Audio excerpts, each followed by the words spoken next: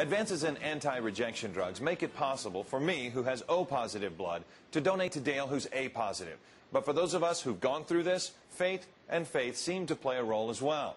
Take the married couples you're about to meet. They promised to stay together in sickness and in health, and now they share a connection that's hard for even them to describe. There he is. Being a living kidney donor may seem like a very rare thing, but since 1988, over 86,000 people have gone through the process. Most are related by blood, parent, child, sibling, but spouses are also making life-saving decisions by the thousands. We lay in bed and we think about it. They put your kidney in me, and it's working. LAPD officer Bobby Norman was diagnosed with kidney cancer in 2003. Before he could have a transplant, he needed to be cancer-free for 3 years, so he continued to work and go to dialysis 3 times a week. When he was finally cleared for a transplant, he didn't have to ask his fellow officer, Sarah Faden, for help, because as his wife, she had long ago decided she was giving him a kidney. I had told the nurses as they were prepping me, I said, this is the best day of my life next to my wedding day.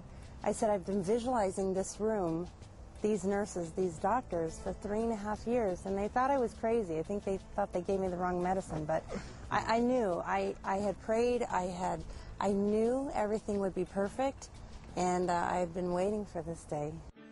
Bobby and Sarah had their transplant on March 13, 2007. She returned to work in about a month. Bobby returned to duty on October 5th, finally able to move forward professionally.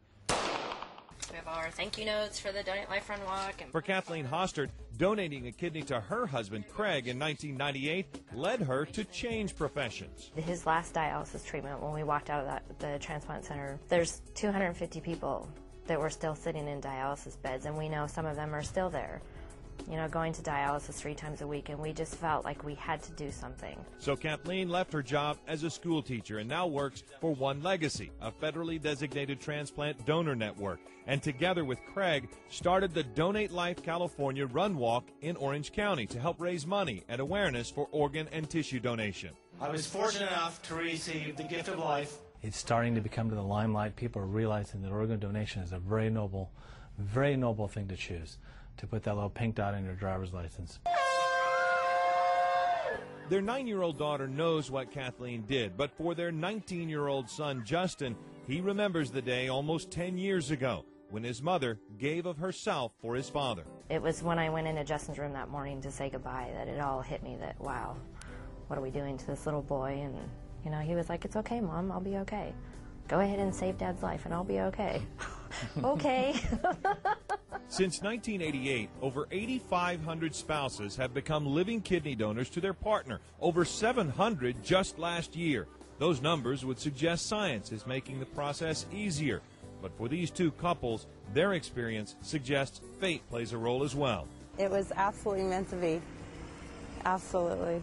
There's not a day that goes by that we're not thankful or grateful, or that we don't look at each other and just know. It's beyond words. We're so happy.